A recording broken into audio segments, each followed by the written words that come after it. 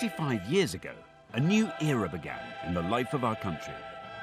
On the 2nd of June 1953, a beautiful 27-year-old woman was crowned Queen Elizabeth II. It felt like a new era because there was also a kind of sense of romance about it. All the years of privation had passed, and this was a moment to celebrate. The coronation was momentous for another reason. This ancient ceremony was being filmed for the first time. What's extraordinary is the Queen actually commissioned her own behind-the-scenes footage of the day, shot within Buckingham Palace. And we've been given permission to screen this. Tender, touching and warm. But what's so wonderful is on this day when the attention of the world is focused on London, we get this view from the inside. I've never seen this picture of this film before. A wonderful sight. The Queen's passion for filmmaking was shared by the nation. People filmed their own local celebrations, creating priceless records of an historic day. We've scoured archives across the country to find the very best footage. As you'll see, the joy of this thing just shines out of the screen. To celebrate the 65th anniversary of the coronation, we're going to see these amazing films through the eyes of the people who were there. We've also spoken to royal insiders who played a crucial role on the day. The Queen turned round and said, "Shall we go, girls?" In 1953, a closer relationship began between us and the royal family. It was the Queen's coronation, but it was also the people's coronation. In my eyes, it was wonderful and the most spectacular day of my life.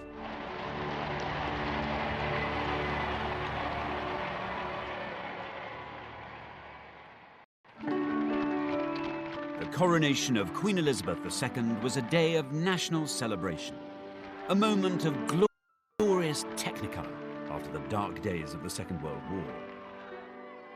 The romance of the coronation captured everyone's imagination. Actor Michael Crawford was 11 years old at the time. This brought our country together. It's very stirring and moving and brings out great pride. This is ours. It's our Queen. Michael was so excited that he made his own scrapbook, painstakingly recording each coronation detail. Everything I could find in the newspapers, I cut out. Beautifully done. It was obviously a passion. Look, that is pure Hollywood, really. The fairy tale of Hollywood. So this is the one that is my favourite first country. But this moment of national euphoria followed a moment of profound national sorrow. The heart of the nation stops. The flags lower in tribute as the news spreads. The King dead. King George VI's unexpected death, at the age of only 56, sent shockwaves across Britain and the Commonwealth. The news was greeted with dismay, as far away as Trinidad in the Caribbean, where broadcaster Trevor MacDonald grew up. I remember the day the King died, and it was announced in a fairly kind of solemn but abrupt way. And that was the end of the day. And I don't remember how many days we were off school, but that was a moment of great, great, great sadness. Britain and its Commonwealth were in mourning, but few felt the loss more keenly than Princess Elizabeth. She'd always been devoted to her father. The King is laid to rest, and the majesty of death ends with a family beginning its life anew. A young queen takes over the burden of monarchy. At the age of only 25, Elizabeth had to cope with new responsibilities. God save the Queen. There was this young English princess who was taking on what everybody thought was the enormous task of being Queen of England and also of the Commonwealth. And that struck a deep, deep chord with people.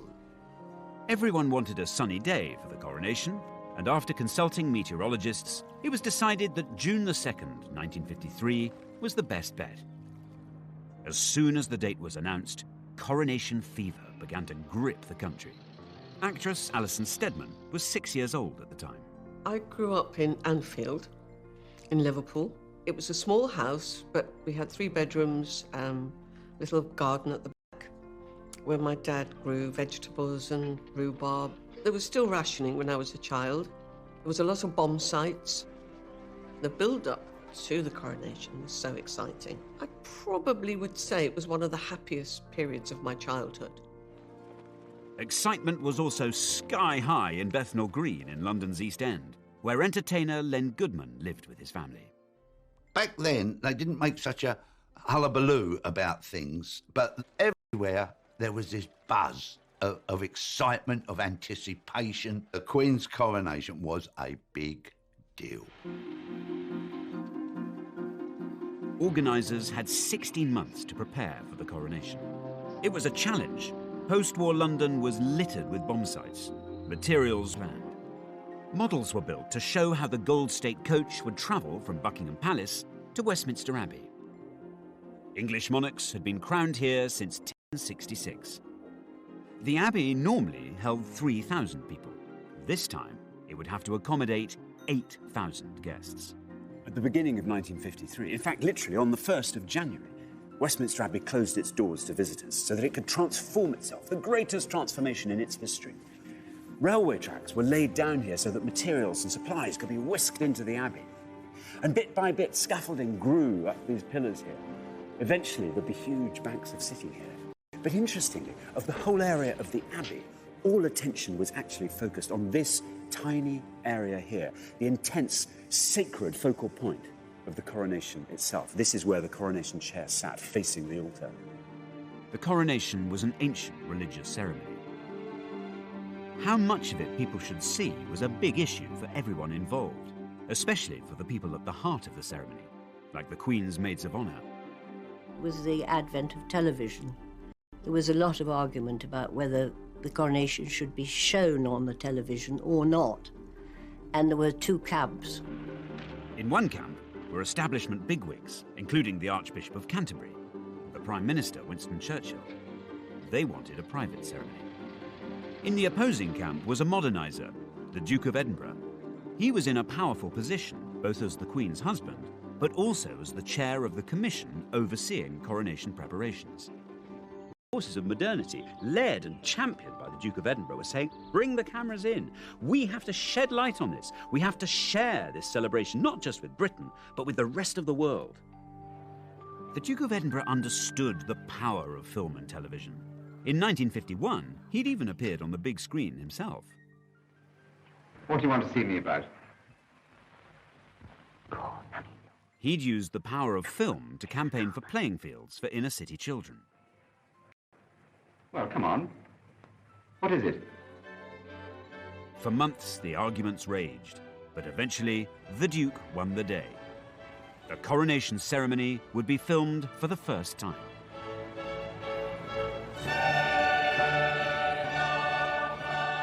It was nothing less than a royal revolution.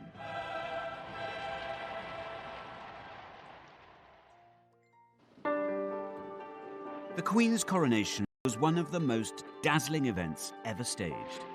You know, seeing a crown with those jewels on and those clothes and the golden carriage, it was like fairy stories coming to life. Newspapers called it the new Elizabethan age. We were looking to the future. We had this, lovely princess who was now becoming a queen. So life was going to be good. This new age would start with a burst of pageantry.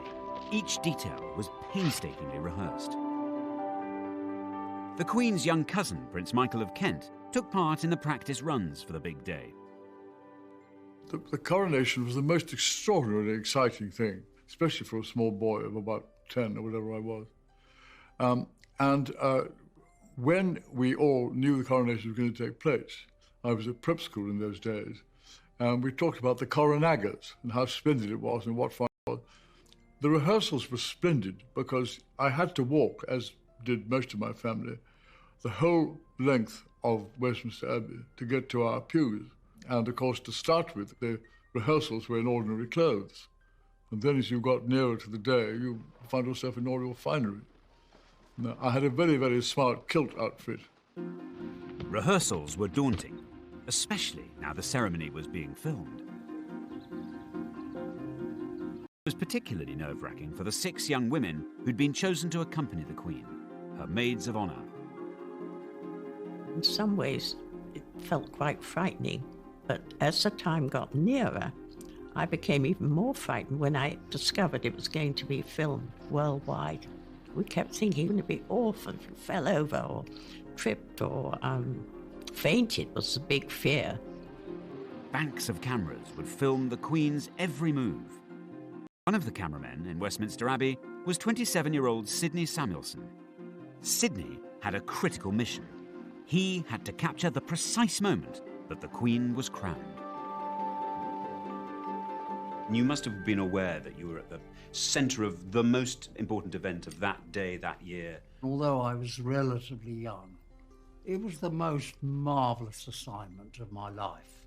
I was in a soundproof booth to keep the noise of the cameras inside the booth and not interfering with the coronation. The noise of this camera was such that you had to be in a soundproof box. Would you like to hear the noise? Yeah, I'd of love the to. camera? Let's hear it.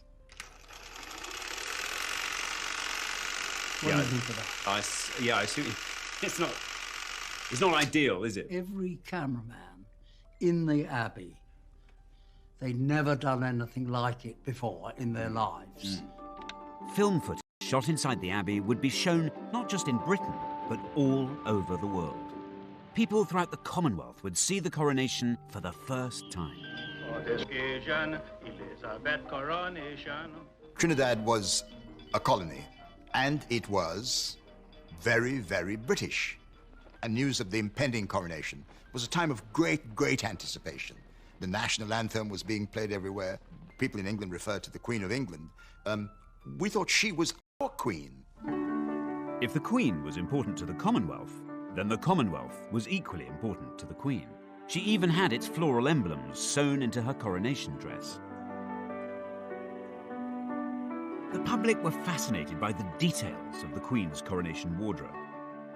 On top of her gown, she'd wear a special robe of estate, made of velvet and trimmed with ermine. Embroiderers from the Royal School of Needlework sewed elaborate designs on the robe with real golden thread. This is a sample that was done in 1953, and the design is peace and plenty. So we have wheat ears, wheat leaves, olives, olive stem and olive leaves as well. I suppose when cameras from above could look down on that sort of long, great, sort of the royal purple, it must have looked amazing. 12 embroiderers worked on the robe in shifts, 7 days a week. It took them 3,500 hours to complete. So Mandy, can I have a go? Do you trust Yes, me to do definitely. it? What I've chosen for you to have a go at is actually, we call it cut work. Yeah, first of all, if you pull the gold right the way down to the bottom, there you are, so it sits snugly on the velvet. And then take your needle down in position the other side. And down it goes. Once you've been doing it quite a while, the needle will come up exactly where you want.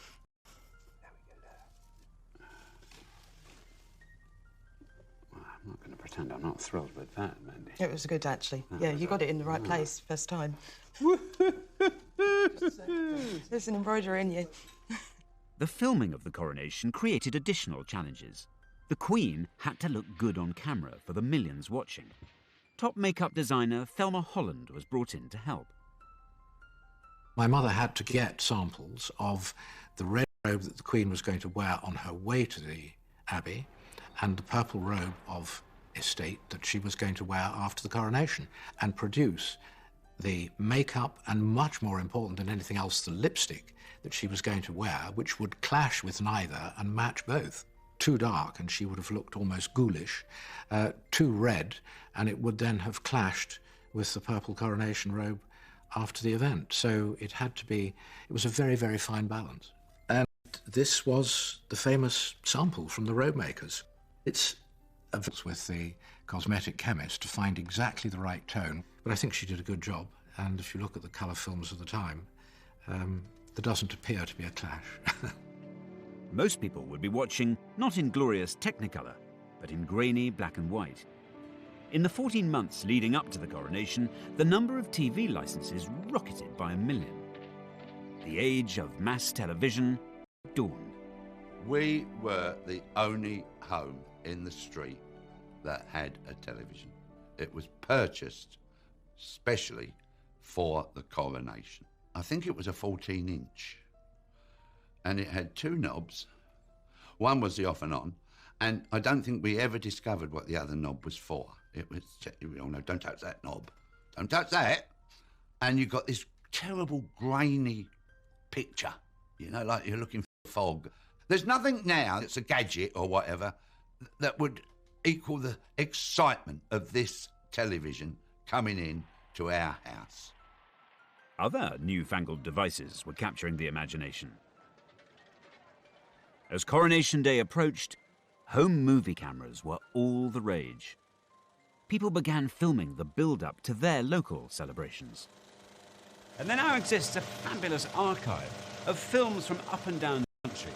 I've looked at scores of them, and I think this one from Aberfan and Merthyr Vale in Wales is my favourite. It just has such an exuberance about it, such eccentricity. I mean, in some places it's just plain odd. But apart from anything else, the heart of the thing just shines through. It's wonderful.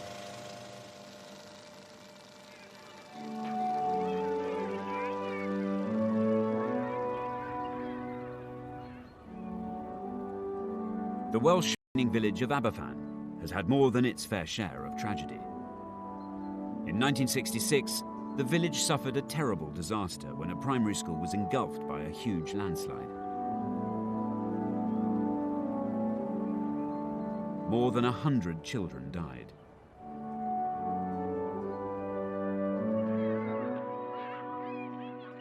But the Coronation film is a record of an earlier and happier time.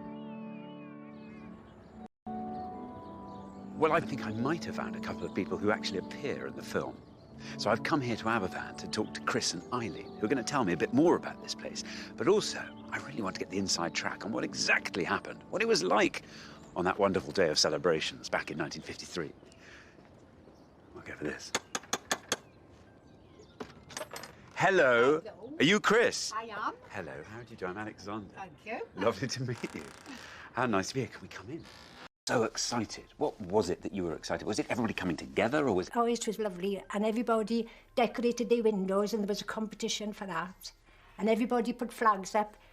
And the comical thing was that we saw some really funny ladies. And in the middle of a couple of the lines, they put their big bloomers up. In the middle. Well, in the bunting? Yes. You'd have triangle, triangle, triangle, bloomers, triangle... You'll never... And everybody used to be laughing. And it was really funny, you know. We had a lot of fun. And there was the Queen. I was an attendant to the Queen. Our local farmer, Donald, he drove the tractor and they decorated it beautiful. And we'd go around Aberfan on it. It was lovely. What's so lovely is you've got this beautiful carriage being driven by the tractor. Tractor. As we were going down through Aberfan, everybody would be out there with hundreds of people, and they'd be all clapping and cheering, and we'd be all waving. But I think that's a lovely way community works, actually, because these celebrations were going on up and down the country. Yeah. So every different community had a kind of link to what was happening in Westminster Abbey. Yeah, it was lovely. You was like felt if you were there anyway, weren't you? Really, you felt if you were. Exciting. If you know, the only thing was missing was her. Yeah. By June 1953, the build-up was over. The great day had arrived. Can you imagine what must have been going through the mind of this 27-year-old woman on the 1st of June 1953, the coronation now just hours away?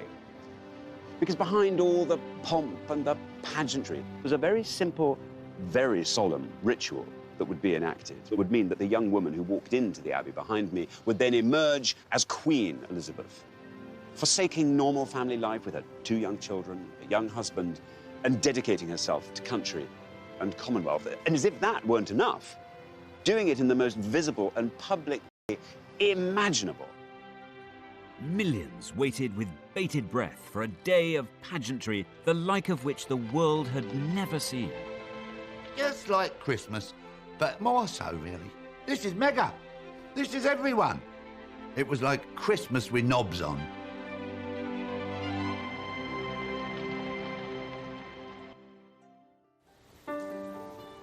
The 2nd of June 1953, Coronation Day, had arrived. But not for the first time, or the last, the weather forecasters had got it wrong. Well, wouldn't you know it, the 2nd of June 1953 dawned chilly and wet, but that was never going to dampen the spirits of the 30,000 people who'd camped out throughout the night in order to catch a glimpse of the Queen the next day. And then throughout the morning, hundreds of thousands of others flooded into London, because by mid-morning there were 3 million kings and presidents and prime ministers from around the world had all come, all in their robes of office and their finery. 750 broadcasters were broadcasting in 39 languages to take this event global. For millions of children, the countdown was over. From the moment I woke in the morning, it was exciting. It was like, oh, hurry up, hurry up, hurry up. You know, we want the party, we want the games, you know, we want to watch it on television. One group of children had an extra reason to feel excited. Choristers from St. Paul's Cathedral were singing in the coronation service. The boys would be in the Abbey for 7 long hours, with no chance even to nip to the loo. We were given sandwiches, and they were peanut butter and marmalade in the same sandwich. So hang on, and these were partly to keep your pangs of hunger at bay, and also somehow to blot you up. Well, mind you, we did have cast iron bladders in those days, I think. I'm certain you did. Scaffolding pipes came in very handy with our feeding, because, of course, we had banana skins. Of course, you just feed them down. We just dropped them down the scaffolding. You didn't. Yes, we did. God. Yes, even you. And he was meant to be head boy, I'll have you know. The coronation was now only a few hours away. In Buckingham Palace, the Queen was making her final preparations. Royal makeup designer Thelma Holland was with her in the palace. The Queen said to her, "It's such an important occasion for me that I would rather that the least number of people should be fussing around me before I go off to the Abbey. Do you think I'm capable of doing my own makeup?" And my mother said to her, "Yes, ma'am, I'm sure you're perfectly capable of doing it." And the Queen then said to her, "I would like you to be here just in case." She did her own makeup for the coronation. I think it was such a momentous occasion for, what after all was a young woman. And I think the idea that she had a moment to her on her own would have been extremely important to her. By 9 o'clock, coaches were assembling at Buckingham Palace to take the great and the good to Westminster Abbey, including Prime Minister Winston Churchill. These behind-the-scenes moments are captured in a film which the Queen herself had commissioned to mark this historic day.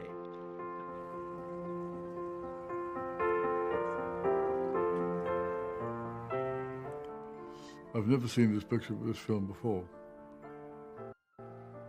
From our point of view, it was a wonderful opportunity to have a very large assembly. My mother, Princess Marina, and my sister, Princess Alexandra, and we're all making our way towards the carriage. And my brother, the Duke of Kent, on the left there. All 4 of us were in a carriage, which was rather nice. There was an enormous crowd, and they had periscopes, a lot of them, which were strange-looking devices, where you looked through a viewer, and you then went up, and there were just 2 mirrors, one there and one there, and over the heads of the people in front of you, and see what was going on. And so you had a forest of these rather strange-looking things, which were sticking out from the crowd. 3 million spectators lined the coronation route. In the crowd was actor Michael Crawford, who was 11 years old at the time. Huge numbers of people. Yes. Do you remember? Where did you watch the... We went to the Mall. Oh, you were there? Yes, just here. Just here. At the foot of these steps on the Mall? Yeah. And you see thousands of soldiers, and it's the pageantry and the uniforms, the regalia, the noise of horses walking by, and people's kindness of helping kids to see. Policemen were lifting them up and holding people, and there was this extraordinary spirit. As throngs of people on the streets of London strained for their first view of the Queen, millions more gathered in living rooms to watch the greatest live broadcast ever seen. All the kids were sitting on the floor. Then My nan and all those oldie ones, they were in chairs, you know, sitting round. All the mums and the dads were standing there. There was people looking through the doorway. So, to millions of viewers in Great Britain and Western Europe came pictures of a ceremony and a scene which they will never forget. It was mesmerising. With Prince Philip, a great deal of hustle and bustle and fiddling around and making sure things were put on the right way round. You can imagine the build-up and the excitement. I remember how glamorous the Queen looked, this radiant figure. The Queen travelled to Westminster Abbey in the Gold State Coach. It weighed a mammoth 4 tons and had been used in every coronation since George IV's in 1821. The horses that were used to pull the coronation coach were 8 greys, which came from the Royal Mews at Buckingham Palace, and I don't think there are very often occasions where 8 greys, and driving the thing was quite a heavy responsibility. I think it has any brakes, for example. And there are Prince Charles and Princess Anne waving from a window. A wonderful sight. And of course, my granddad, who was a bit of a lad, he would be doing a running commentary. He'd be giving us all the old, oh yeah, well, of course, the coach would go. Yeah, the coach, blimey. That coach had been around for 5,000 years, and he'd give it all that, you know, didn't know anything, really. And he'd have a bottle of beer, Crown Ale. The coach, which through the centuries has borne 6 monarchs to their coronations, has never carried one more fitted for the tasks of sovereignty than she who now is to be crowned. Waiting at the entrance to Westminster Abbey were the 6 young women who had helped carry the Queen's coronation robes, the Maids of Honour. I was one of the ones to take her out of the carriage when she got to the Abbey, and she didn't appear to be in the least bit worried. The Queen turned round and said, "Shall we go, girls?"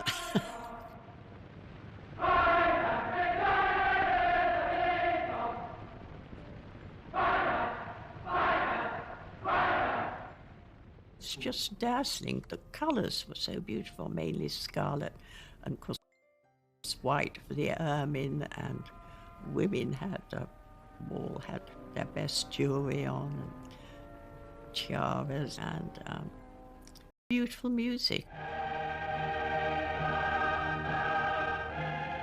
And whenever I hear that music, I feel, you know, pricking in the eyes and catching in the throat.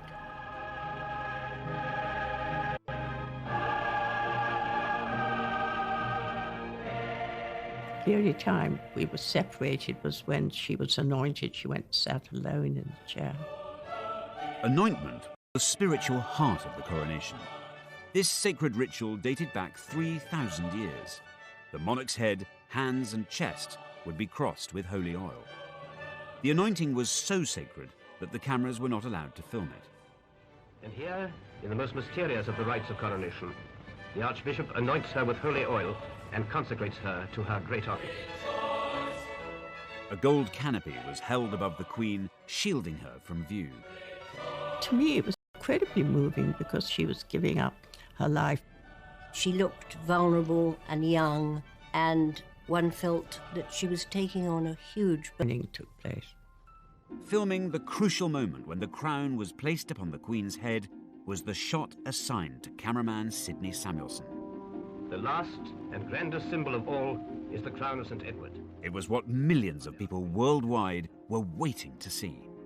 I knew that that was the key shot. I prepared for it, and I wound up both springs to their maximum. When I got to the end of this, it was fully wound, just before I heard the spring broke. The only time in my whole experience I ever had a spring go was in the Abbey on Coronation Day. Isn't that ridiculous? Down on the floor of the Abbey, trouble was also brewing for the Maids of Honour. One of my friends, Anne Connor, she felt very faint. I felt something moving against my back, and I thought, goodness, what's happening here? Then I realised Anne was slipping down. We wore long gloves, and we had smelling salts concealed so that you could just pop them if you felt you were going to faint. So she was lifted up by the others and supported. And soon after that, we went into the vestry where the Archbishop produced a bottle of brandy, and Anne had a little swig. He said, "This'll do you good." Meanwhile, cameraman Sidney Samuelson was trying to save the day.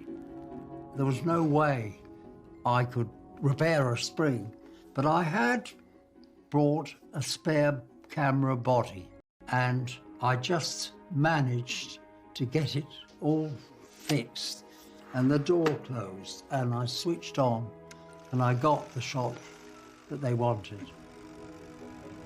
The climax of the ceremony has arrived, when the Archbishop gently sets this splendid emblem on the Queen's head. Oh, here we go. Oh, now we're cooking on gas. Yes. Oh, everybody'd go into a hush now. Here comes the crown. Straight. Oh, up he goes. Gently, Bentley.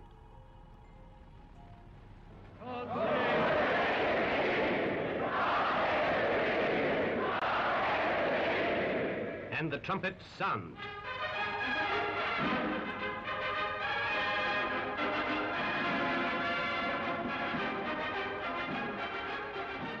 Among the lay lords, the first to declare himself is her own husband, Philip, Duke of Edinburgh. Rising, he kisses the Queen's cheek and touches the Queen's... In 1953, however, there wasn't just one Queen being crowned, there were dozens. Replica coronation ceremonies were held in towns and villages across the country. In the mining village of Blackburn in Scotland, 14-year-old Christina Anderson was to be crowned Queen. Now then, so much to ask you about. Tell me all about your coronation here in Blackburn in 1953. How did it come about? How were you chosen? They collected all the names. Yeah. And the names of the kids that were for fairies and all the rest of it. And they put them in this big barrel. And then... It's like a sort of tombola, all the names. Christina's big day was captured in beautiful colour film. It's a record of the pride which Blackburn took in its royal celebrations. In the weeks leading up to the coronation, a local schoolmistress put Queen Christina and her entourage through their paces. What happened in the rehearsals? What were you taught? Everything. I taught you how to wave and... Show me your wave. That's the wave. Have I got it right? Oh no, I haven't got the. No, I'm not nothing. Oh right, three. God, I'm not sure. I couldn't be Queen. Can't. And she had you waving. What else did she get you to do? Walking up the stairs. What? Had to walk up the stairs regally. Regally. So when it got to the day, I mean, were you? You must have been really nervous. Yeah, well, we're getting quite excited about it. How many people were there? Well, there were hundreds here. And then this is the proclamation. Oh, look at that. There it is. The townsfolk and good neighbours of Blackburn are desirous of having a queen to rule over them in matters of joy and festivity during her reign of office. Therefore, it is now appointed she be crowned Gala Queen in the presence of her subjects who will pledge their loyal devotation and willing service. I could do with more of this Queen stuff. I hope you took them up on it. You had become the Queen, really, hadn't you? Yes. Your job was to go out and you now had to go off and Yes. shake people's hands Yeah. and... You're the Queen for a day. Blackburn's film shows how local communities shared in the national celebrations hundreds of miles away in London. The televising of the coronation helped to forge a new and closer relationship between the Queen and her people. I think us all sitting there and talking about it made you feel more a part of the whole thing. But to all intents and purposes, I know we're sitting in E3, but we're With the official coronation over, Britain was about to have the most almighty celebration.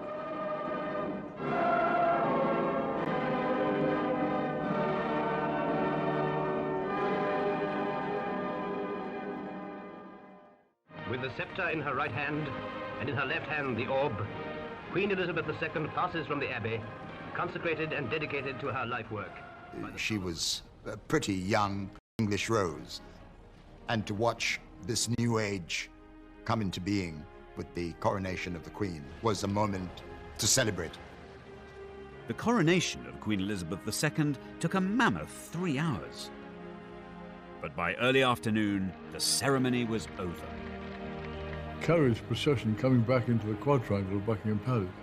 Now here, a lot of my family are coming along, and then I'm standing on the right. It was a wonderful day and a wonderful occasion, and amazing to think we're here all these years later. You think to herself, well, that's a job well done. She had every right to think that because she had done a wonderful job. And there was a moment where she takes off the crown, which was room, saw it lying there, and tried to pick it up. Luckily, a lady in waiting swiftly moved in, took it away from him, put it higher up, because he could easily have dropped it. Now, to delight the thousands below, the Queen and her family step onto the balcony. And we went out on the balcony, and the cheering, I've never forgotten that. That was extraordinary.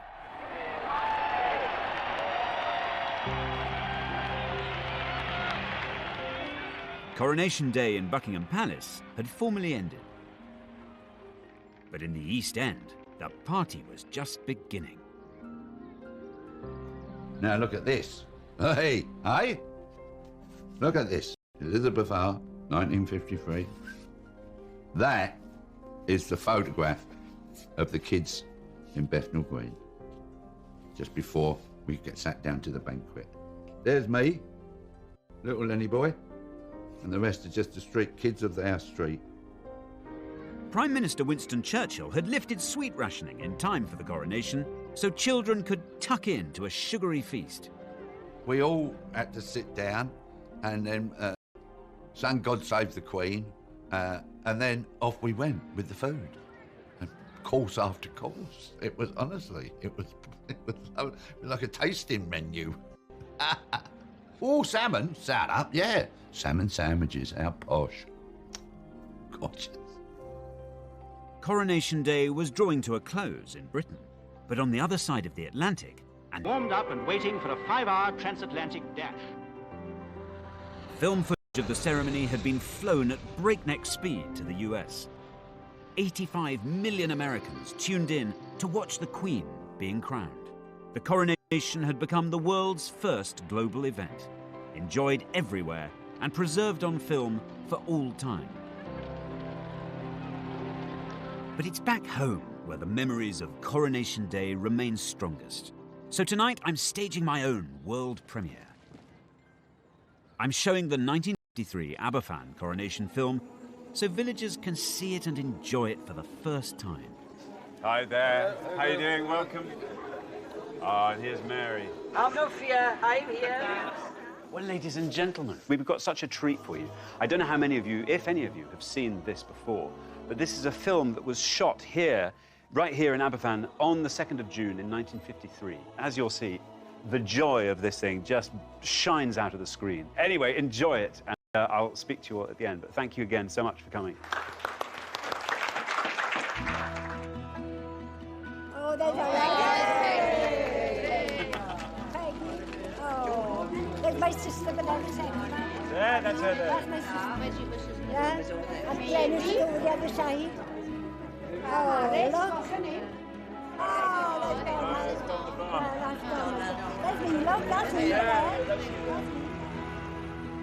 The party that took place here in Aberfan was mirrored in communities across the UK. From Brighton to Blackburn, from Leicester to London, the whole nation joined in. There are over 100 films of local coronation celebrations filmed in every corner of the UK. Taken together, they're a shared record of a unique day.